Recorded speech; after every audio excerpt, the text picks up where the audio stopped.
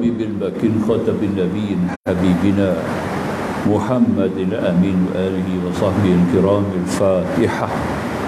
أعوذ بالله من الشيطان الرجيم. بسم الله الرحمن الرحيم. إياك نعبد وإياك نستعين صراط الذين أنعمت عليهم غير المغضوب عليهم ولا الضالين.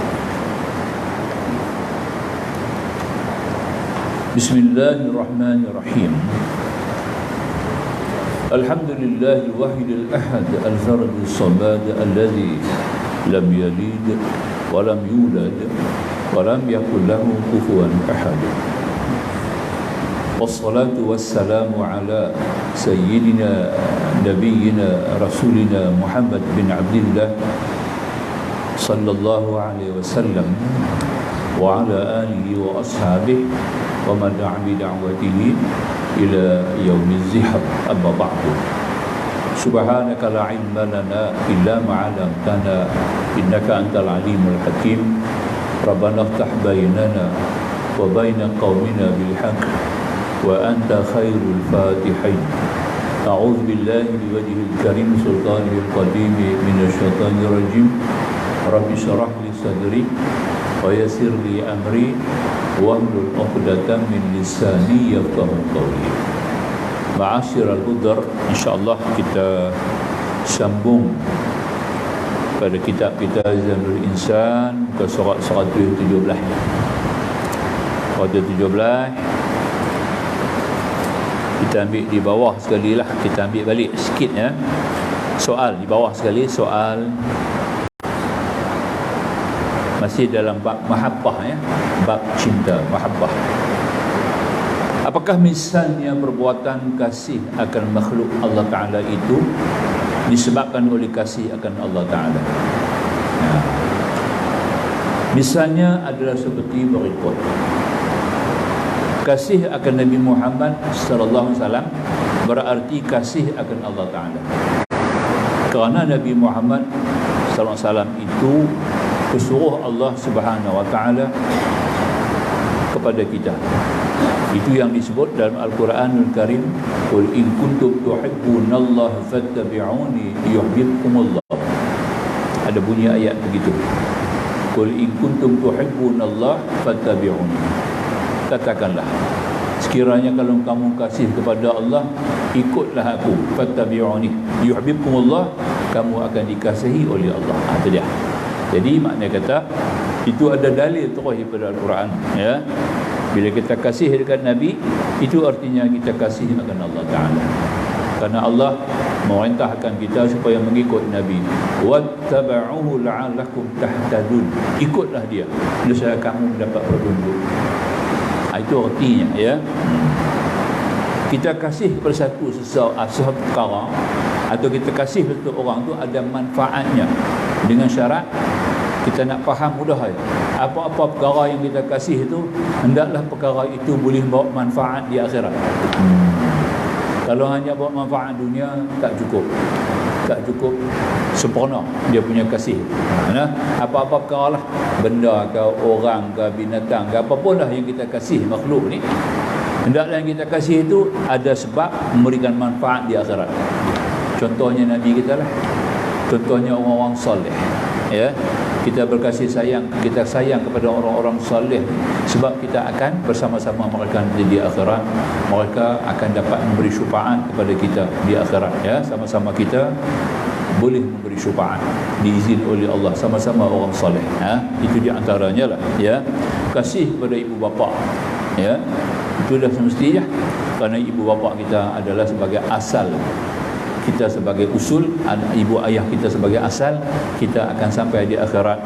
Moga-moga kita dapat bersama-sama dengan ibu ayah kita di akhirat, kerana ibu ayah kita lah yang melahirkan kita, yang menurunkan kita.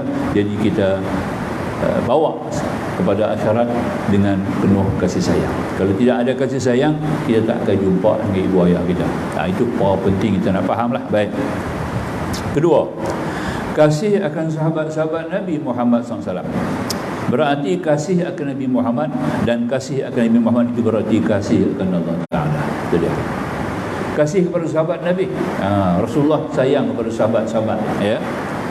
Bila Rasulullah sayang kepada sahabat-sahabat dia, maka Rasulullah menyebut kepada kita, hendaklah kita kasih kepada sahabat-sahabat Nabi. Ya, antaranya Khulafa' Ar-Rasyidin. Itu pertama sekali yang kita kasih adalah Khulafa' Ar-Rasyidin, 4 orang.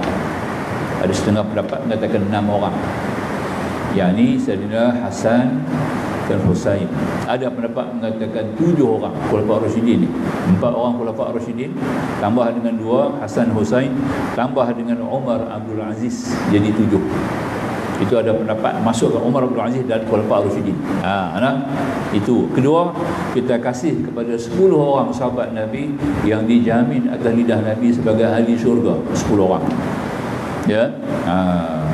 Ya, Ashabul Jannah min Asharatil Kiram, dia kata, ya, daripada Ashabul Jannah, yakni 10 orang yang termasuk di antara yang dimuliakan Allah kerana Nabi jamin atas lidah Nabi sebagai ahli syurga. 10 orang. Lagi kita kasih sahabat Nabi yang mana mereka ini adalah daripada Ahlul Badar. Ya, para sahabat Nabi yang merupakan mujahidin yang terlibat dalam peperangan Badar. So kita panggil Ahlul Badar. Berapa ramai? 313 orang. Kasih kat depan. Ya, itu dah. Dan lagi kita kasih kepada tabi'in, yakni mereka yang sempat bertemu dengan sahabat-sahabat Nabi, sempat bersama-sama sahabat Nabi, sempat menuntut belajar dengan sahabat Nabi. Dia tabi'in ini adalah orang-orang yang tak jumpa Nabi tapi mereka sempat berjumpa dengan sahabat Nabi. Contohnya paling dekat dengan kita adalah 4 orang ulama mujtahid. Al-Imam Hanafi sempat berguru dengan 80 orang sahabat Nabi. Imam Malik sempat berguru dengan 70 orang sahabat Nabi. Imam Syafi'i sempat berguru dengan 50 orang sahabat Nabi. Imam Ahmad Ibn Hanbal sempat guru dengan 20 orang sahabat Nabi. Itu dia. Nampak tak? Hebat dia ni ya. Jadi maknanya itulah di antara yang kata tu urutan-urutan tabi'in lahum bi ihsani ila bi. Kita dengarkan dalam khutbah baca tu. Itulah dia. Itu perkara urutan itu semua tu. Orang-orang ni kita sayang, kita kasih kerana mereka adalah antara generasi yang telah membawa ya urutan sunnah Nabi kepada kita sallallahu alaihi wasallam. Jadi kita dapat mengenal Rasulullah melalui mereka. Kita dapat beramal dengan sunnah Nabi melalui mereka. Kita dapat kenal ya, mengenal akan Islam itu dengan lebih sempurna melalui mereka. Itu disebut tadi ini di mana Allah Subhanahu Wa Taala kasih kepada kita. Jadi wajar kita kena kenal sahabat Nabi, mengetahui perjuangan mereka. Ashabika nujum, Rasulullah kata, sahabat aku ni macam bintang. Dia menjadi punca untuk kita jadikan sebagai sebagai tanda-tanda untuk kita bawa berjalan mengembara dan sebagainya. Itu dia kata tadi, kata Nabi, sahabat-sahabat aku ni macam bintang. Dia pula bintang betul. Yang kata bintang ni dia pula sebenar-benar bintang yang betul ya. Dia bawa kita kepada jalan-jalan yang menyelamatkan kita daripada azab Allah. Baik. Yang ketiga, kasih akan makanan berarti kasih akan Allah Ta'ala, kerana makanan itu adalah nikmat daripada Allah yang boleh memberi kekuatan untuk kita beribadat kepada Allah Ta'ala. Makanan. Itu dia. Kasih kepada makanan. Makanan penting dalam kehidupan kita ya. Dalam kehidupan manusia ni paling penting makanan lah. Apa lagi yang lebih penting kepada makanan? Sebab tu Allah turun satu ayat Quran dalam surah Abasa, falyanzuril insanu ila ta'amih. Maka apakah manusia melihat kepada apa yang dia makan? Tuhan turun kita tengok. Dengan melalui makanan ini kita akan dapat mengenal Allah, kita akan dapat merasai kerahiman Allah, kita akan merasai nikmat Allah, kita akan merasai akan kebesaran kemuliaan Allah, dan kita akan dapati Allah sebagai kekasih kita. Nampak tak? Sebab itu kita mula semua dengan Rahman Rahim, basmalah. Betul tak ya? Ini bererti bahawasanya perkara yang paling pokok sekali penting adalah makanan. Kita pergi di mana-mana pun kita nak jam perkara penting sekali, ada makan tak? Tidak. Ada tempat makan ke tidak? Ini hari ini kita boleh saksi sendirilah, tuan-tuan boleh tengok sendirilah, khususan di Pulau Pinang ya. Pusat-pusat tempat-tempat makan ni cukup banyak ya. cukup banyak. Syurga makanan Pulau Pinang. Itu dia heritage sebagai satu pusat yang menyediakan pelbagai macam makanan dengan juadah-juadah istimewa yang luar biasa, ya. Itu di antara yang kata tadi, ini bila kita kasih itu kerana Allah, sebab dengan makanan, ada makanan kita dapat gizi, kita ada vitamin gizi, ya, untuk meneruskan kehidupan kita, menjalani kehidupan kita dan menyempurnakan kehidupan kita. Itu pentingnya makanan. Itu, ya. Itu makanya kita kasih makanan kerana Allah. Sebab itu kita mesti banyak bersyukur, banyak memuja-muji Allah, ya, dengan mengutamakan nama Allah terlebih dulu, awal dengan nama Allah, selesai pun makan dengan nama Allah juga. Itu paling penting sekali. Dan apatah lagi kalau makanan-makanan yang kita cari itu pula makanan-makanan yang halal. Bukan sahaja halal, kita cari pula yang terbaik, tayyiban, halalan tayyiban. Itu paling tinggi nilai dia, ya. Kalau kita sentiasa menilai makanan-makanan itu daripada sudut halal dan haramnya, daripada segi bersih, ya, dan sempurnanya, kita mendapat pahala. Tiap-tiap kali bila kita perhati, kita nak makan, kita fikir dulu, kita cari, kita amati, kita nilai dulu, makanan ni boleh makan tak? Elok ke tidak? Itu zikir khafi dia panggil, zikir dalam. Yang tu yang wajib tu. Zikir dalam tu wajib, zikir khafi yang kita tak nampak. Zikir itu keluar, dia memberikan kita ingatan, dia nasihat kita supaya kita dapat makan makanan-makanan yang halal, yang bersih, dengan kewaspadaan kita, dengan kepekaan kita sendiri, ya, maka kita mendapat pahala kerana kita amat teliti tentang kebersihan halal. Sebab Allah Ta'ala, ya ayyuhar rusul kulu minat thayyibat. Al-Quran sebut wahai rusul. Rusul itu kita lah, bukan rasul, rusul, ya, ra sin lam, dibaca rusul tu maknanya kita lah, semua orang Islam, orang beriman kepada Allah, diberi gelaran sebagai rusul. Nampak? Buka tafsir tengok, rusul ni bukan Rasulullah, rusul kita semua umat Nabi, ya. Wahai umat Islam, umat Rasulullah, umat Nabi Muhammad SAW, ya, umat yang membawa syariat yang terakhir, maka hendak kamu makan yang baik-baik. Bila kata taibah, rusul makan yang taibah, dalam taibah ada halal, tapi dalam halal belum tentu ada taibah. Nampak, ya? Dalam halal belum tentu ada taibah, tapi kalau taibah confirm halal. Kena faham gitu, ya. Itu dia, ya. Itu reti je. Baik. Jadi itu kita kasih. Baik, kasih akan pakaian. Kasih akan pakaian, kasih akan perempuan. Dan segala isi dunia ini menurut kehendak Allah, berarti kasih akan Allah Ta'ala, kerana semuanya itu adalah nikmat daripada Allah Ta'ala yang diberikannya kepada kita. Kasih akan perempuan yang tentulah, bukan semua perempuan. Kita kepala salah faham pula, ya. Kita kena jagalah martabat. Kasih perempuan ni artinya menjaga muruah martabat orang perempuan. Sebab dalam budaya Arab Jahiliyah, mengikut juga budaya-budaya kafirin, ya. Budaya-budaya kafirin, contohnya orang-orang Roman, ya. Mereka menilai perempuan ni satu darjat yang cukup rendah dalam kalangan masyarakat Rom, ya. Mereka menilai perempuan ni satu makhluk yang cukup rendah nilai dia. Dalam masyarakat Hindu pun sama juga, ya, menilai, ya, orang perempuan ni begitu rendah nilai dia, ya. Itu dia, ya. Dalam masyarakat Cina pun serupa, menilai perempuan ni rendah. Bukan kata orang Arab sahaja, tidak. Hampir 3 suku, ya, bangsa-bangsa dunia ini memandang rendah kepada orang perempuan. Kita lihat budaya Arab, khususan budaya Arab ini bukanlah 12 suku. Arab ni ada 12 suku, di Mekah ada 12 suku, di Madinah pun ada 12 suku. Nampak tak? Itu dia. 12 suku ni yang menghina orang perempuan ni hanya 2 suku saja, 10 lagi tak. 2 suku daripada bangsa Arab yang menghina orang perempuan, ya. Lagi 10 suku dah, ya. Jadi makanya Penghinaan itulah juga sampai dapat tanam perempuan. Oleh anak perempuan dapat tanam hidup-hidup. Itulah. Kalau begitu rendah nilai mereka dan mereka merasa begitu keji dengan ajar anak perempuan tadi ini, maka itu kita kasih orang perempuan ni, kita angkat darjat mereka. Angkat darjat mereka. Nampak tak? Jaga muruah mereka.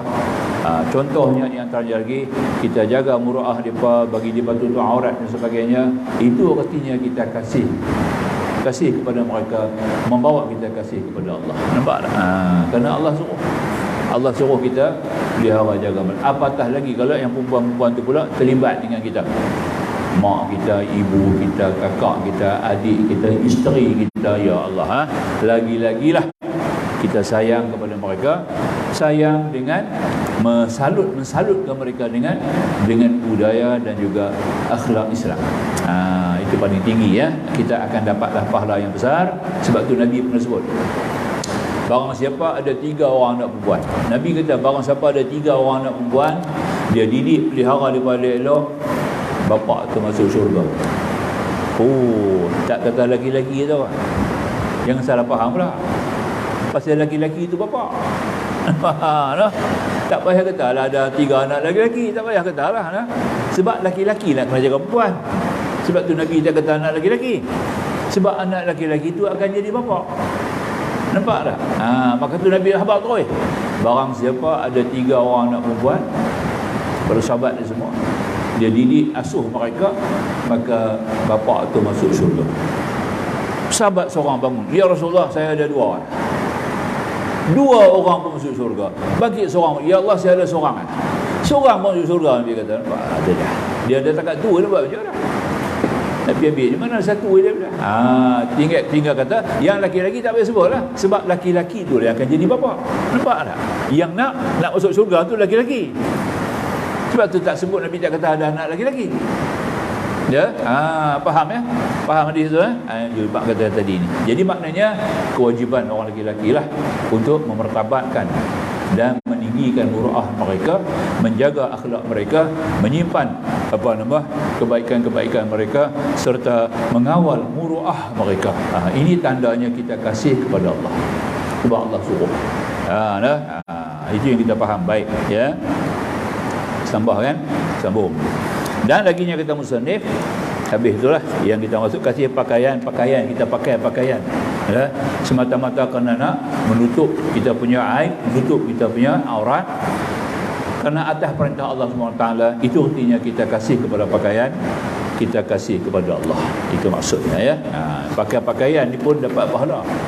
Kalau kita qasad semata-mata kerana nak tutup aurat aib kita. Satu lagi untuk menzahirkan suatu keterampilan yang sehat pada pandangan mata orang. Nampak tak? Tu pakai seluar elok. Bukan pakai seluar pergi tebuk segala lutut, tebuk segala. Ada orang pakai seluar kan, tebuk lutut. Ya. Tinggal tak tebuk, tak bungkuk dia tebuk je lah. Tang depan dia tebuk habis. Nampak? Ini bukan cara pakaian yang disukai oleh syarak. Ya. Ini suatu perkara yang amat melekehkan daripada segi keterampilan, personality ya. Itu kita kena jangan ikut semua itulah. Kita sayang pakaian, cari pakaian yang menarik, yang boleh membawa kepada zahir keterampilan kita sebagai orang yang terhormat. Begitu ya. Kita minta begitulah, bukan suka dihormati, sebagai yang terhormat lah. Kita terjaga daripada aib. Itu di antaranya kita buat begitu, artinya kita kasih kepada Allah. Tuan-tuan boleh tengok dalam hadis 40 kitab hadis 40 ni. Saya tak ingat hadis nombor berapa lah, tapi panjang hadis tu. Hadis itu panjang. Pertama-tama sekali dalam hadis itu bunyi, wahai anak Adam. Bunyi, wahai anak Adam, kamu semuanya sesat. Aku bagi petunjuk. Maka mintalah petunjuk daripada aku. Wahai anak Adam, nampak? Kamu bertelanjang. Aku bagi pakaian. Mintalah pakaian daripada aku. Nampak? Hadis tu. Wahai anak Adam, kamu semuanya lapar.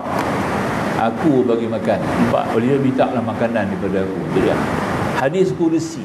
Hadis ni hadis kudusi nama dia.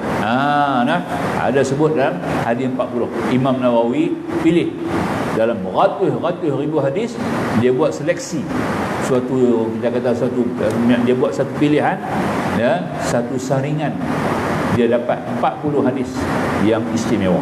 Itulah di atas kebijaksanaan, ya, Imam Nawawi radhiyallahu dalam menilai hadis, ya. Sebab Nabi ada kata, barang siapa yang menghafal 40 hadis, dia masuk syurga.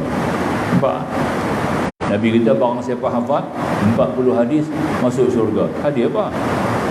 Oh, banyak sangat hadis ni. Hadis yang mana? 40. Di sinilah berobot-robot para ulama-ulama, ya, masing-masing nak tulis kitab dengan menyaringkan 40 hadis. Tapi di antara semua kitab-kitab itu, Imam Nawawi lah yang teristimewa. Beliau berjaya, ya, membuat satu saringan jelas, suntingan-suntingan yang begitu jelas daripada 40 hadis untuk menjadi sebagai pedoman ikutan dan juga pendidikan bagi umat Islam. Salah satu hadis tu yang ni lah, hadis ni yang kita kata tadi ni, sebab dia ada hubung kait dengan mahabbah, kasih sayang, tu bila Allah kata begitu, wahai anak Adam, ya, kamu lapar, aku bagi makan. Wahai anak Adam, kamu telanjang, aku bagi pakai. Wahai anak Adam, kamu sesat, aku bagi petunjuk. Nampak tak? Itu dia. Wahai anak Adam, kamu sakit, aku rawat kamu. Itu dia. Hadis ni cukup cantik. Tentang buka lah hadis 40, cari hadis tu. Ada, ya? Ada. Tu, maka tu Imam Nawawi ni terkenal sebagai Syekhul Islam. Syekhul Islam, gelaran dia. Ya, ada 7 orang ulama yang terpilih sebagai Syekhul Islam. Bukan semua orang terdapat nama tu, ya. Imam Ghazali Hujjatul Islam, lagi tinggi. Dia tinggi lagi. Depan ni Syekhul Islam. Antaranya Imam Nawawi. Ya, baik, itu antara kita nak faham ulama itulah. Kemudian apa dia kata musannif lagi? Soal terbahagi kepada berapa kasih akan Allah Ta'ala itu. Dia kan? Sebab dia baca kan? Terbagi kepada berapa kasih akan Allah Ta'ala itu. Kasih akan Allah Ta'ala itu terbagi kepada 2. Satu kasih fardu, satu kasih sunat. Ada 2. Kasih fardu tu kita kena cari. Sebelum nak masuk kubur, kena cari kasih tu. Tak jumpa kasih itu, tak jumpa lah Allah di akhirat itu. Tak jumpa. Nampak tak? Tak jumpa kasih fardu ni, kita tak jumpa Allah untuk di akhirat. Na'udzubillah. Kena jaga. Tu yang wajib kena belajar ilmu ni. Wajib ini, ya. Ini bukan wajib kifayah. Bukan wajib sampingan. Ya. Pakai main dengar yang gitu lah. Dengar bilah. Bukan begitu. Dia kena mengaji. Committed. Nampak tak? Iltizam. Ya. Tu dia. Yang tu sebabnya Tuhan buat kita hantar mari, ya, ke dunia ni untuk benda ni lah, perkara ni lah. Ya, dunia-dunia ni sampingan apa duduk tu makan, apa duduk dalam dunia. Bukan dunia tu kena kasih, kena kasih dekat aku. Nampak tak? Itu balik kepada Allah Subhanahu Wa Taala. Jadi kasih kepada Allah Taala ni ada 2. Nak cakap deras lagi, hujan bunyi. Ya, deras lagi lah. Pertama kasih fardu, ya. Fardu ni tidak ada langsung pengecualian ataupun keringanan, wajib. Kedua sunat. Baik, soal apa yang dimaksud dengan fardu pada kasih Allah Ta'ala? Itu dia. Nampak? Kalau ulama tak terang, mana kita nak tahu benda ni? Kalau kita tak mengaji, bila kita nak faham? Ya, sampai bila kita tak duduk bodoh tang tu lah, duduk jahil tang tu, ya. Maka itu dia kata tadi ini. Adapun fardu kasih Allah Ta'ala itu, pertama, nombor 1, kasih akan Allah Ta'ala dalam perkara yang membawa kepada taat pada mengerjakan segala ibadat yang fardu yang disuruh oleh Allah Ta'ala. Kasih yang fardu kepada Allah ni artinya melaksanakan segala perintah kita yang wajib. Apa-apa yang diwajib oleh Allah Subhanahu Wa Ta'ala, maka kita kena lakukan dengan sempurna. Bukan kata hanya sekadar melakukan yang fardu saja, melaksanakan dengan paling sempurna. Maka itu kita kena tahu lah apa dia fardu. Maka itu kita akan belajar. Kalau kita mengaji ilmu fiqah ni, ilmu haram halal sah batal, kita akan jumpa lah hukum taklifi. Kita ni mukallaf, mukallaf ni, kita ni mukallaf ni ada hukum taklifi atas kita, ya. Apa yang wajib, apa yang sunat, apa yang haram, apa yang makruh, apa yang jaiz. Kita kena tahu benda ni, kita kena tahu. Nampak tak, ya? Kalau tidak pakai beratur habis lah. Tak tahulah, pakai main ikut, pakai main perhati, pakai main turut, pakai main tiru. Nampak tak? Penghabis kita sesat. Maka tu dia kena ada satu pegangan yang jelas. Kita kena faham apa yang Allah fardu. Ya, nah, sembahyang Jumaat dia adalah fardu. Nampak tak? Ada dua fardu dalam sembahyang Jumaat. Dalam sembahyang Jumaat ada dua fardu. Pertama, menunaikan sembahyang Jumaat itu fardu. Kedua, berjemaah pada sembahyang Jumaat untuk satu rakaat yang pertama adalah fardu. Rakaat pertama fardu, rakaat kedua sunat. Dua rakaat Jumaat tu, satu tu fardu, satu sunat, tahu tak? Bukan dua-dua fardu tak. Satu aja fardu, ya. Jangan salah faham pula. Yang berkata dua rakaat fardu tak. Ya. Kita tu fardu kena buat dua rakaat. Kita tu fardu kena buat dua rakaat. Berjamaah tu. Nampak tak? Berjamaah tu rakaat yang pertama fardu, rakaat yang kedua sunat. Tak wajib. Berjemaah tu, jangan kata dua rakaat tu pula. Kalau rakaat potong rakaat satu je kacau. Tak faham nak elok, ya. Berjemaah untuk rakaat yang pertama fardu, berjemaah rakaat yang kedua sunat. Dua rakaat fardu. Itu dia. Faham tak? Yang salah faham pula tu, nak kena baca elok-elok tu. Itu dia. Jadinya contoh nak fahamlah. Bila kita sembahyang Jumaat, mari rakaat yang pertama kita dah fardu dengan imam dah. Rakaat yang kedua kita rasa perut kita kacau sikit. Nampak tak? Kita nak kena cepat keluar pada sembahyang. Nah. Dan kita pun rakaat kedua niat keluar daripada imam. Dan kita pun kata orang pederah sendirilah. Bagi habis siap-siap baca Fatihah, ambil satu ayat pendek ke, ya. Wadduha, cukuplah satu ayat. Nampak tak? Rukuk, duduk sama semua, bagi salam, kita keluar. Kita seorang keluar dulu lah. Ataupun orang kalut nak pergi kerja, lambat. Kadang-kadang khatib dia panjang sangat khutbah. Orang dah tergantung tadi nak pergi kerja, nak masuk kerja ni.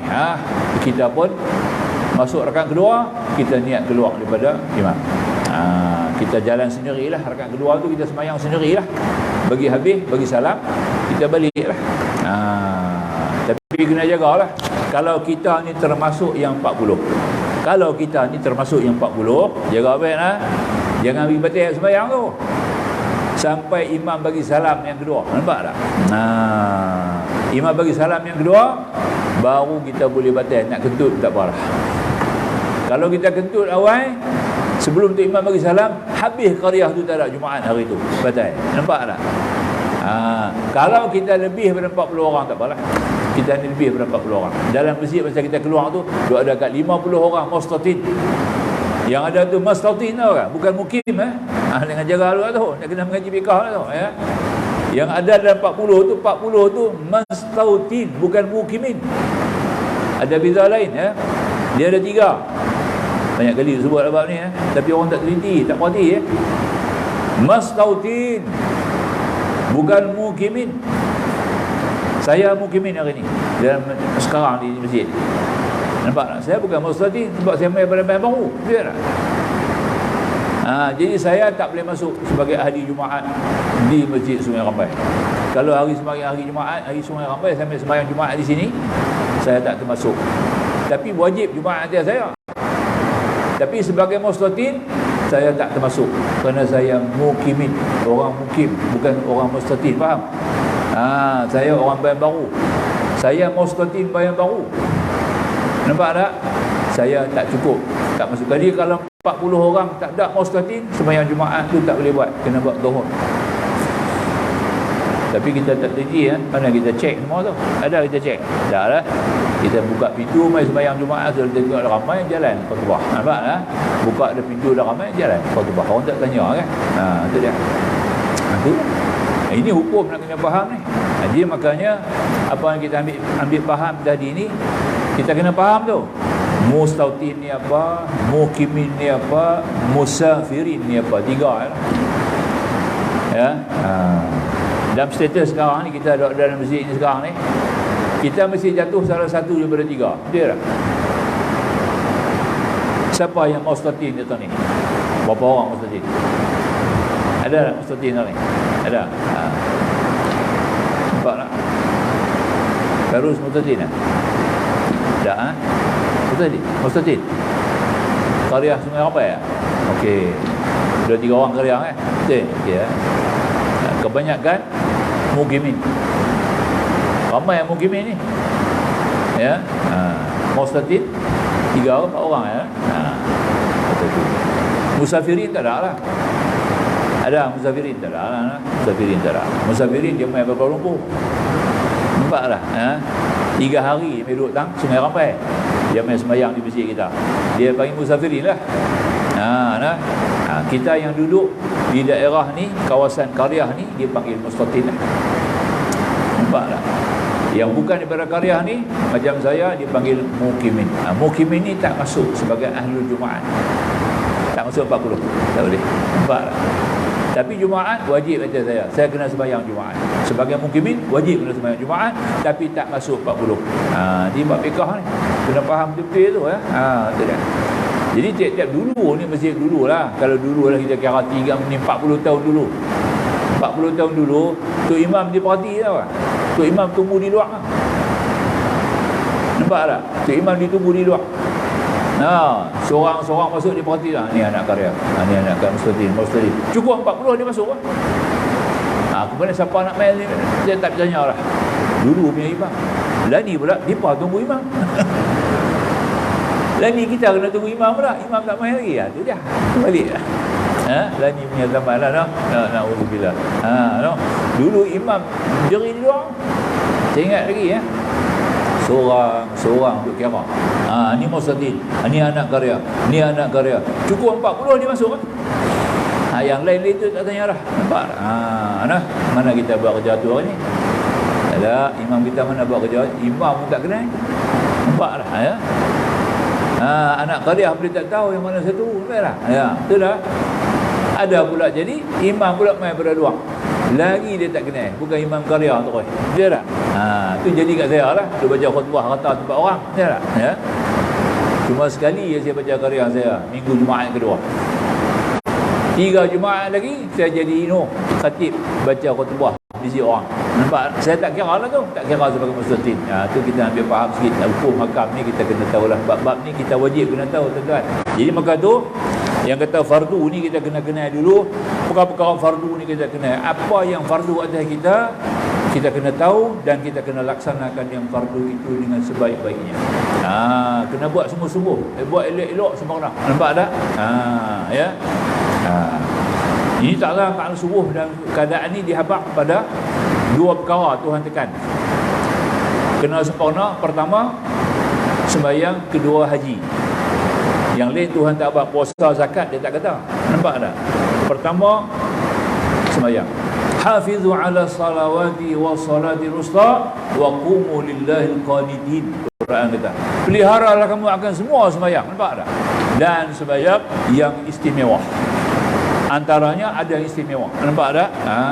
Dan berdirilah dengan khusyuk. Makna kata sembahyang tu kena buat dengan sempurna. Last sekali haji. Wa timul hajj wal umrata lillah. Nampak tak? Dan sempurnakanlah haji dan umrah. Nampak tak? Atas wajah Allah. Tengok Tuhan sebut. Jadi 2 perkara ini kita kena bawa sempurna. Puasa dengan zakat tak.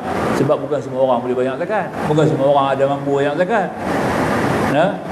Puasa pun juga. Nampak tak?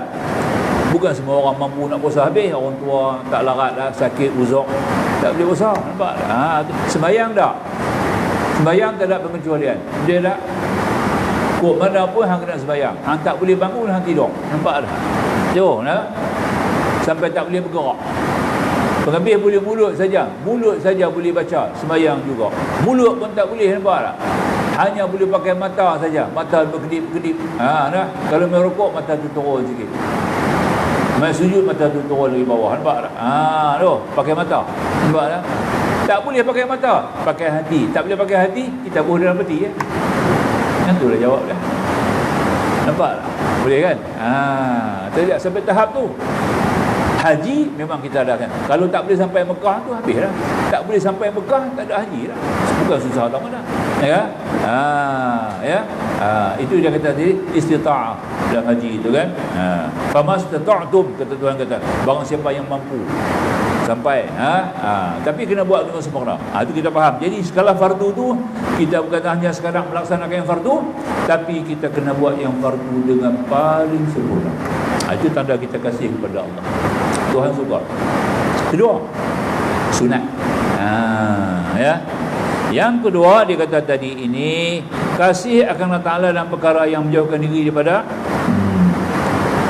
daripada melakukan perbuatan maksiat ditegah oleh Allah Ta'ala. Yang kedua, kasih akan Allah, kita kena jauhilah segala tegahan dia. Nampak tak? Dua-dua perkara ni dipanggil takwa. Nampak tak?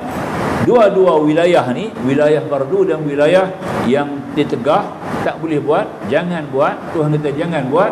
Dua-dua perkara ini dikategorikan dalam takwa. Sebab tu khatib kena pesan, ittaqullaha haqqa tuqatih wa la tamutunna illa wa antum muslimun. Maka takwa di sini artinya kamu meninggalkan segala yang tegah, melaksanakan apa yang diperintah. Nampak? Itu dia ittaqullah, hai semua, hendaklah kamu takwa kepada Allah dalam keadaan mana-mana pun. Hai semua kuntum, di mana kamu berada juga, tidak ada pengecualian. Nampak tak? Jadi kita panggil takwa. Faham ya? Baik. Jadi bila ada takwa, artinya kita kasih kepada Allah. Takwa itulah yang menyampaikan kita kasih kepada Allah, dan Allah akan balas. Kasih Allah yang kedua. Kasih pertama Tuhan dah kasih dah. Semua makhluk dia kasih. Allah buat kita dengan kasih sayang, sebab dia dimula dengan bismillah ya. Ba sin mim tu mahabbah. Ba sin mim tu bismi itu, mim tu adalah mahabbah. Kasih. Allah buat kita dengan mahabbah. Ba tu artinya sebagai keadaan Allah sendiri sebagai zat yang mencipta jadi. Ba tu artinya Allah sendiri sebagai zat yang mencipta jadi. Sama ada dia buat atau tidak, sama ada dia ada atau tidak, sama ada belum buat atau tidak, sama ada dia nak boleh buat atau tidak, sama ada dia belum buat atau tidak, sama ada dia akan buat atau tidak, duduk dalam bab. Nampak tak? Bi kana makana bi yakun ma yakun, makna ba tu. Ya, itu dia. Sin tu tadullu ala salamah, tadullu ala salamah. Allah buat semua dengan sempurna. Nampak? Dia tak buat kita cacat. Semua sempurna. Satu benda pun dia buat cacing dalam bumi itu pun sempurna. Sesuai kehidupan cacing tu dengan cara hidup dia, dengan cara makan dia. Ni Tuhan buat sendiri. Nampak tak? Sempurna. Tidak ada yang tak sempurna. Semua Tuhan buat sempurna. Dia bagi buat lembu-lembu tu makan rumput-rumput dia sempurna. Dia tak bagi makan mentega atau makan daging. Nampak tak? Dia makan rumput. Sampai bila-bila pun dia makan rumput tu sempurna. Dan kita nak kesempurnaan dia, kita kena bagi makan yang mereka boleh makan. Itu contoh kita tadi ini. Sin tu artinya salamah, sempurna. Daripada salamah tu keluar daripada Islam lah. Nampak tak? Dan orang yang bersalamat tu, yang menerima salamah tu dipanggil Muslim. Nampak tak? Kita patuh dipanggil Taslim. Juga susah nak faham pun. Itu dia punya lingkungan dia. Jadi kemudian dia kita buat perkara yang suruh, yang kita tinggal perkara yang tegah, itu dia panggil muttaqin, orang yang bertakwa kepada Allah. Jadi kita buat tu kerana kita takut azab Allah, takut murka Allah. Nampak tak? Itu yang kita takut. Maka tu takwa dia kata takut. Sebenarnya takwa tu bukan takut. Takwa tu meninggalkan dia tegah, melaksanakan dia perintah. Pasal apa kita tinggal yang tegah buat perintah? Kerana kita takut kepada azab Allah. Nampak tak? Takut kepada azab Allah, kita buat dua perkara ni. Nampak ya? Maka tu ulama mengatakan takwa tu takut. Sebenarnya makna takwa bukan takut. Takwa tu wiqayah. Wiqayah tu artinya kita menilai dua perkara yang berbeza dengan dasar tanggungjawab dan dengan melaksanakan perintah. Itu artinya wiqayah atas nama takwa tu. Nak dia faham sikit ya? Baik. Kemudian yang ketiga, kasih Allah Ta'ala ya, pada perkara yang membawa kepada redha dengan segala qada dan qadar Allah Ta'ala. Nampak tak? Yang ketiga ni berat sikit lah. Kasih kepada perkara-perkara walaupun perkara-perkara tu memang tak senang. Redha ni selalunya perkara apa? Perkara yang tak senang lah kita redha kan. Ya? Tu dia. Kaki tangan kerajaan, kaki tangan pejabat awam tahun ni bawah Perdana Menteri baru lah. Ya, akan dapat bonus 6 bulan. Saya kata lah, nanti kita betul lah kacau. Masuk. Contoh kata lah, bukan betul.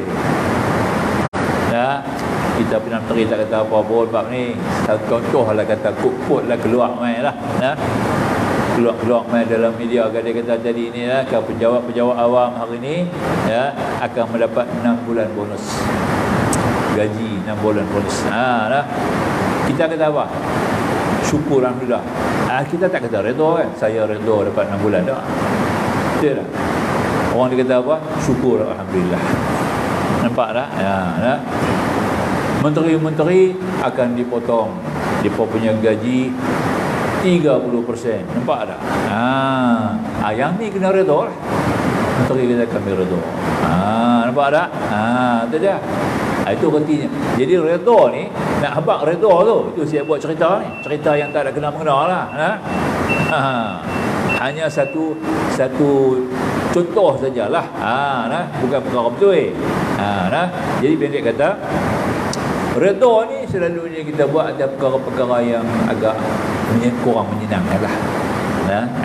Silakan muazzin kita azan sikit. Ambil berkat. Waktu dah masuk. Ada pihak-pihak yang nak sembahyang duduk tunggu. Ya.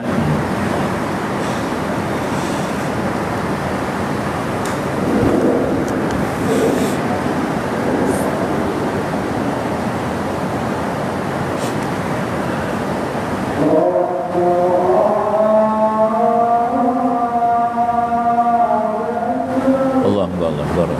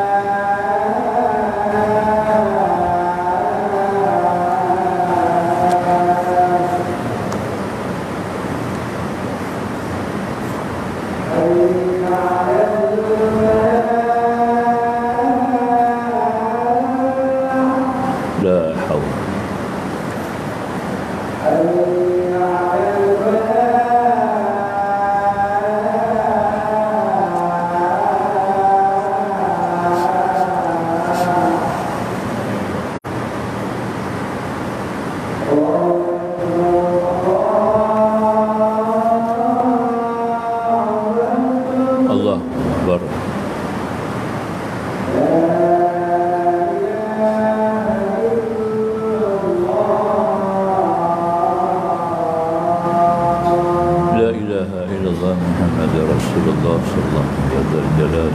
Allahumma rabbah da'watin tammati wassalam sayyidina Muhammadan fadilah wa ba'd maqam. Baik.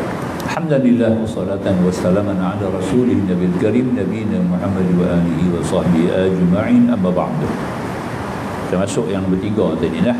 Yang ni semua fardu ni. Ni masuk dalam perkara-perkara fardu. Kita kena kasih kepada Allah ni, maknanya kena kasih dulu pada yang fardu tu. Tiga perkara ni lah. Pertama, kita kena kerjakan apa yang Tuhan fardukan atas kita. Kedua, kita wajib meninggalkan apa yang diharamkan atas kita. Itu artinya kefarduan atas tiap-tiap muslimin mukminin, ya, melaksanakan perintah. Dan yang ketiga, kita kena kasih Allah Ta'ala, mana kita mentahirkan sifat kasih kepada Allah dalam perkara-perkara yang kita kena redha. Bila redha ni, macam kita sebut tadi lah, redha ni perkara-perkara yang tidak menyenangkan. Ya, redha dia kena dahului pertama sekali dengan sifat. Pertama sekali kita kena lalui dengan sifat apa? Redha ni kena lalui dengan sifat sabar. Dia kena sabar dulu, baru bila redha, nampak tak? Dia kena ada sabar, mukadimah dia kena sabar. Kalau tidak ada sabar dalam diri kita, tak akan redha lah. Orang tak akan redha kalau tidak ada sabar dalam diri. Nampak tak? Itu dia. Betul? Sabar ni pula didahului dengan sifat tawakal. Kalau tak ada tawakal, orang tak boleh sabar, tahu tak? Tawakal ni kita serah kepada Allah, sebab tahu semua Tuhan buat. Ya, baik buruk semua Tuhan buat. Kita dah mengaji rukun iman yang ke-6. Ya, segala urusan baik ataupun buruk, segala takdir yang baik pun buruk, qada qadar daripada Allah. Ya, dua-dua daripada Allah. Kalau bangunan tu asasnya dipanggil sebagai qada, sebagai qadar, bangunan dipanggil sebagai qada, bangunan dipanggil qada, asas dia sebagai qadar. Dua-dua tu bangunan mesti ada satu orang buat, dia lah. Yang nak buat asas pun orang tu, yang nak buat bangunan pun orang tu juga. Betul tak? Macam itulah. Jadi Allah Subhanahu Wa Taala menjadikan segala-gala. Tidak ada satu pun makhluk ataupun daripada mana-mana pihak yang mencipta jadi selain daripada Allah, tidak ada. Kita terima satu perbuatan. Innallaha ala kulli syai'in qadir, bahawa Allah tiap-tiap suatu amat berkuasa. Habis. Ya, sebagai pekuasa Allah. Bukan amat berkuasa, pekuasa. Dia yang buat. Confirm, tidak ada mana pihak lain yang buat. Sama ada baik ataupun buruk, maka tu kita kena faham dulu. Sebab tu kita kena tawakal. Kena ada tawakal tu. Pasal yang buat semua Allah. Kalau lain daripada Allah, tentu kita tak payah tawakal kepada Allah. Nampak tak? Jadi kita kena tawakal kepada Allah kerana Allah berfirman. Itu yang kita sebut dalam sembahyang. Dalam sembahyang kita baca doa iftitah, okey? Doa iftitah kita baca, kan? Inna salati wa nusuki wa mahyaya wa mamati lillahi rabbil alamin. Itu kita letak tu. Betul-betul itu. Ini di sini ada tawakal, ada taslim dalam dia. Taslim menyerah, tawakal kita sandak terus kepada Allah. Nampak tak? Sebagai yang menentu, yang menetap, yang menjadi, yang mengolah, yang mengendaki. Berlain daripada Allah tidak. Itu kita kena faham bila kita baca doa iftitah tu. Bila faham dulu tu, baca doa iftitah dapat pahala.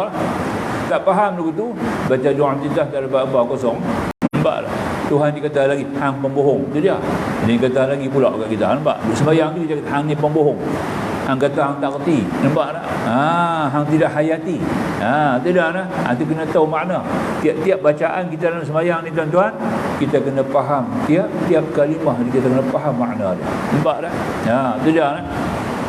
Haji kita nak tanya lah, kalau kita letak 100 orang kan, cuba tanya, tolong habaq tak makna doa kunut? Saya ingat semua tak boleh habaq apa. 100 orang sembahyang. 100 orang sembahyang, cuba kita letak, kita tanya tengok seorang-seorang tolong baca doa kunut, habaq makna dia. Boleh kira tidak, tuan-tuan? Percaya dengan saya kata ni, ya. Berapa kerat yang tahu makna, ya. Saya tak pernah jumpa lagi lah. Mana-mana saya tanya doa kunut, dia kata makna tak tahu. Dia kata baca akhir lah. Nak hafal 3 bulan Ustaz, dia kata nak tahu makna lagi tak. Nampak tak, ya? Itu dia. Tu nah. Itu nak faham tu. Jadi kita kena tahulah makna dah. Bila kita doa kita tak tahu makna, tak dapatlah doa tu. Sebab tu orang baca doa kunut tak dapat doa. Kenapa? Kita tak tahu makna. Nampak tak? Ya? Tak itu. Kita pergi minta ke satu orang, orang tu Melayu sama kita Melayu juga, kita biasa cakap bahasa Jepun kat dia, nampak? Kita baca doa Jepun, kita pun tak tahu makna tu, dia pun tak tahu makna, nampak tak? Kita nak minta, kita dapat tak? Dia kata saya ada permohonan nak minta, tapi dalam bahasa Jepun saya pun tak tahu makna, saya baca tuan dengar sudah lah. Nampak tak? Dia tu tak faham kan? Allah dah lah lagu tu, bukan lagu tu, Allah faham semua. Tapi sebagai syarat kita ni nak baca doa kena tahu makna tu. Setiap doa kita minta, imam-imam nak baca doa lepas solat tu, dia kena tahu makna doa tu, baru makmum amin tu ada pasal. Dia tak ada makna, dia tak kerti makna, makmum tu duk angkat tangan, duk minta amin amin doa, dia nak dapat apa? Nampak tak? Makmum dah tak tahu serah ke imam, imam pun dah tak tahu makna, nampak tak? Itu dia. Buat tahlil lagi haru tahlil. Lagi panjang dia baca tahlil. Tu itu dia. Dia tanya ke dia balik. Pasal apa saya tanya dulu tu? Pasal dalam tahlil tu ada masuk satu doa minta menikah tambah satu orang lagi. Nampak tak? Imam tu minta supaya Allah Ta'ala tambah isteri ke dia dalam doa dia. Doa tu dia tambah dalam doa tahlil. Jemaah semua doa amin. Itu dia. Saya pun dengar, saya tanya kat dia tadi, tuan baca doa tadi, ada satu doa tuan baca ke? Saya baca bila doa tu kat dia. Ya Allah, engkau tambahkanlah bagi kami isteri yang salihah. Itu dia. Allah mazir alaina bil amratil salihah. Engkau tambah bagi kami amratil salihah. Dia baca. Saya tanya kat dia, doa tu apa makna? Dia kata saya tak tahu Ustaz, doa tu saya baca. Tahu tak apa makna doa tu? Minta tambah isteri tu. Ya Allah, dia kata. Habis makmum dalam ni semua amin doa tadi. Ada masalah. Itulah. Tapi dia tahulah saya ustaz. Dia baca saya duduk di luar. Kita tak masuk dalam lah. Dengar dia baca, dia tekong, dia baca deras lah. Itulah. Mak dia kata dia hafal apa ada dalam buku, dia baca. Dia tak tahu makna. Tak kena tu. Silap lah. Tipu tuan rumah, tipu jemaah. Tuan rumah sebelih 10 ekor, 15 ekor ayam, nampak tak? Kena tipu. Nampak tak? Itu penting sangat-sangat tu. Dia orang nak baca doa ni, biarlah dia faham doa. Kalau tak faham, jangan. Habaq terus, saya tak reti doa saya nak baca. Saya boleh baca doa hafal boleh, tapi saya nak habaq mana saya tak reti. Maka itu saya tak boleh baca doa. Buat naya apa doa amin bila tak tahu. Nampak dah? Maknanya menipu orang. Betul tak? Betul tak tu? Dia kata ni. Itu dia. Jadi biar kita ambil buku.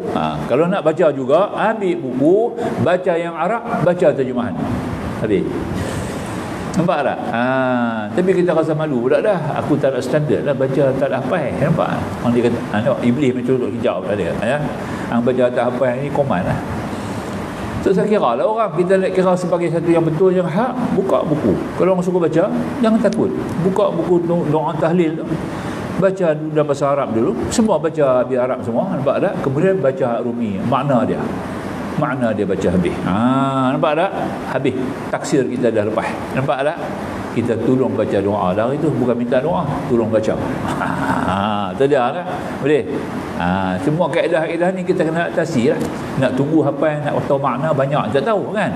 Habis imam tak baca arah. Kita kata jangan bimbang imam, meninggali imam nak baca doa, buka buku baca makna tu supaya kami dengar apa makna, kami nak amin tu sedap lah sikit. Nampak tak? Dia baca harap pui, dia pun tak tahu apa-apa dah. Nampak tak? Makmum pun tak tahu apa. Nampak tak? Tuan rumah pun lagi tak tahu apa. Tinggal tuan rumah kata apa? Doa panjang tadi. Puas hati dengar. Panjang bacaan, apa makna aku tak kerti. Hafal tak kerti. Ini yang kita nak ambil faham ni tuan-tuan. Kita kena jaga tu. Baik, sambunglah 3 perkara ni kita ambil. Buat fardu. 3 perkara ni adalah fardu dan kita kena sungguh-sungguh tumpu yang fardu ni. Yang pertama kita kata kasih akan Allah Ta'ala dan perkara yang bawa kepada taat. Apa-apa yang difardukan kepada kita, kenal dululah perkara-perkara fardu. Apa perkara fardu yang ada pada kita sekarang? Nombor 1 sekali adalah syahadah. Syahadah kita fardu atas kita. Syahadah tu memelihara tauhid yang 3. Bukan 3 tauhid yang 3 perkara. Bukan 3 tauhid pula. Salah faham. Kalau 3 tauhid jadi Wahabi. Wahabi 3 tauhid. Nah, kita tauhid yang 3 perkara. Mengasaskan Allah pada kewujudan Allah. Yang tu fardu atas kita sentiasa. Kedua, ya, mentauhidkan Allah pada perbuatan-perbuatan Allah. Yang ketiga, mentauhidkan Allah pada sifat-sifat Allah. Itu kewajiban atas kita, fardu. Kita nak kena tauhidkan 3 perkara. Nampak tak? Pertama, kewujudan Allah, wujud yang nafsiyah. Kedua, tentang perbuatan Allah. Jangan ada perbuatan lain daripada Allah. Nampak tak? Sampai kita nak makan, nak minum, nak makan ubat pun kita kena faham. Ada jiwa kita tersedik, jiwa dia kata apa? Moga-moga dengan izin Allah aku sembuhlah penyakitnya. Itu dia. Bukan kata ubat tu, dia kena bencak dulu tu, dalam ni kena ada dulu tu. Tiap-tiap kali bila makan ubat, ya Allah, semoga Allah menyembuhkan penyakit aku. Bukan ubat menyembuh, tu kena jaga tu. Ubat telan. Nampak tak? Tidak nah. Sebab dia doa kan, nak makan ubat. Bismillahirrahmanirrahim. Bismillahirrahmanirrahim. Bismillahirrahmanirrahim. Bismillahirrahmanirrahim. Samawati wal ard. Bismillahilladzi la yadur ma'asmi syai'un fil ard wala fis sama' wa huwa as-sami'ul 'alim. Nampak dah? Makan ubat. InsyaAllah kita pun telan ubat tu. InsyaAllah bila kita telan ubat tu, ni dalam kita kata apa? Allah, semoga Allah menyembuhkan. Allah betul. Jadi tak kena mengenang ubat. Ubat tu hanya sunnah. Sunnah sebagai wasilah, sebab musabab. Nampak tak ya? Itu dia. Macam kaki, kaki berjalan. Nampak kaki itu berjalan. Yang bagi berjalan kaki itu siapa? Nampak tak? Itu perbuatan Allah. Kita kena asal sampai begitu. Nampak tak? Allahu Akbar, aku sembahyang. Yang mengangkat tangan ni siapa bagi angkat tangan? Itu kena tahu. Yang kata aku sembahyang, usalli, aku sembahyang. Usalli mulut ya. Nampak? Zahir nampak tak? Pada hakikat semuanya kerja Allah. Kalau Allah tak izin, aku tak dapat sujud dan sembah kepada Allah. Semoga Allah terimalah ibadat solat aku. Nampak? Pasti Allah. Baru cantik ya. Dia kena ada gitu. Tauhid itu kena jaga ya. Jadi maknanya kita kena jaga. Kedua, perkara yang diharam dah. Apa yang diharam kepada kita, hendaklah kita jauhi. Kenal-kenallah benda-benda yang haram. Ya. Wajiblah kita kena mengenali perkara-perkara yang haram ini supaya kita dapat menjauhinya dengan sepenuh-penuh. Dia ada haram ni banyak. Kita halus sikitlah haram tu, ngaji ya. Bagi halus sikit. Haram zati, haram aradi, haram li ghairihi. Nampak tak? Itu dia ya. Haram hakiki, kena kenal semua haram ni baru boleh ya. Kalau tidak kita ni bercamuk.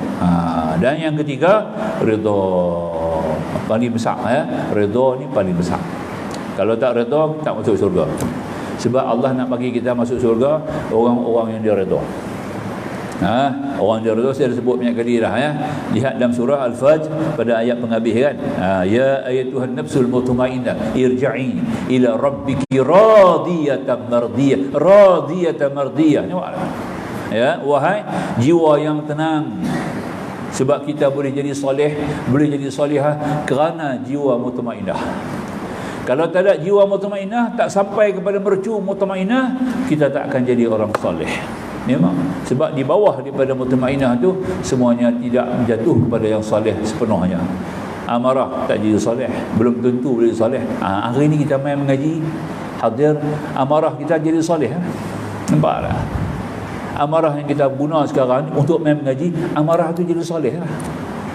Kalau tak mau mengaji, tak mau mengaji lah. Bukan tak main mengaji, tak mau mengaji. Tak main ni ada pasal lah. Ada pasal lah. Tak main kan. Kita tak kata lah gaduh tu kadang untuk kurung. Tak baik. Macam mana ya? Tak mau mengaji. Maknanya amarahnya tidak soleh. Itu nafsu mula rosak lah. Bila nafsu kedua, pertama ada rosak, yang kedua, yang ketiga akan ikut lah. Nampak tak? Lawamah akan ikut, mulhimah akan ikut. Habis. Macam mana nak naik jadi yang keempat? Nak lonjak bagi mutmainnah tak boleh. Jadi kita kena solehkan tiga-tiga. Berat sikit lah. Bila kita solehkan tiga-tiga nafsu kita, baru dia naik kepada mutmainnah. Bila mutmainnah, baru jadi soleh. Bila soleh, bila kita nak mati besok, Tuhan malaikat dipanggil kita. Ya ayatuhan nafsul mutmainnah irja'i ila rabbik. Balik kamu kepada Tuhan kamu, radiyatan mardiyatan. Nampak? Dengan redha dan mardiyah, diredha. Itu dia. Tak ada redha tak masuk surga. Tak jumpa. Tak jumpa. Maka tu kita kena cari hak redha. Nampak tak? Itu dia lah. Kena cari hak redha. Maka sahabat-sahabat Nabi yang dapat gelaran ada gelaran radhiyallahu an. Nampak tak? Nah, diredha Allah daripada mereka akan Allah Subhanahu taala. Nampak tak? Pasal dia redha Allah, dia ikut Nabi, ya, dia jalankan urusan-urusan kehidupan ini dengan sunnah Rasulullah SAW, ya, maka mereka diberi gelaran radhiyallahu taala. Nampak tak? Kita siapa nak bagi gelaran duduk kita? Malaikat dah bagi gelaran tu ni. Tunggu malaikat bagi gelaran tu. Nah, bila nak mati, malaikat nanti istiharkan. Hang ni redha. Irja'i ila rabbiki radiyatan mardiyah fadkhuli fi ibadi, maka masuklah ke kalangan hamba-hamba aku, wadkhuli jannati, dan masuklah syurga aku. Nampak? Dia ada ya nisbi di belakang tu. Ya, nisbi ya di belakang tu cukup tinggi tu. Makna dia, ya. Ya tu kan maksud irji'i, dia ada tu. Walaupun memang dia punya nahu grammar dia tu pasal dia jumpa dengan kalimah betina. Nafsu tu betina, mutmainnah tu nafsu tu dalam bahasa Arab ismul muannas dia panggil, ya. Nama betina. Bila nama betina tak boleh bunyi, dia kena bunyi bawah ki macam bunyi perempuan. Nampak? Rabbi kita bunyi rabbika. Irji'i kena panjang. Nampak tak? Tu ada sebab tu. Bukan ada pasal, fadkhuli ada pasal tu, ya tu. Pasal ismul muannas di awal mutmainnah. Nampak? Dalam masa yang sama, ya nisbi itu beri kata satu merujuk kepada terus kepada Allah. Allah panggil terus masuk jadi hamba aku.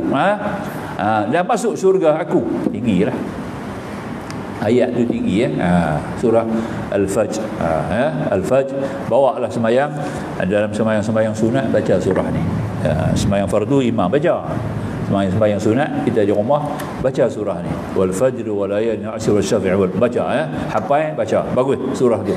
Kita boleh baca hafal surah tu, insya-Allah jiwa kita akan terang. Okey. Dia dekat tu lah, insya-Allah kita akan sambung. Soal apa ni maksud dengan sunat pada kasih ni kita baca kemudian. Kita ambil yang fardu dulu. Wallahu a'lam. Bismillahirrahmanirrahim. Alhamdulillah wassalatu wassalamu ala Rasulillah wa alihi sahbihi ajma'in. ففهمنا سليمان وكلا آتينا حكما وعلما وسخرنا مع داود الجبال يسبحنا وطير وكنا فاعلين يا حي يا قيوم يا رب إبراهيم ورب موسى وهارون ورب داود وسليمان ورب نبينا محمد صلى الله عليه وسلم اللهم ارزقنا الفهم والعلم والحكمة والعقل والنور قلوبنا بنور هدايتك كما نورت الأرض بشمسك أبدا ربنا زدنا علما وارزقنا فهما ربنا آتنا في الدنيا حسنة وفي الآخرة حسنة وقنا عذاب النار والحمد لله رب العالمين والسلام عليكم ورحمة الله وبركاته.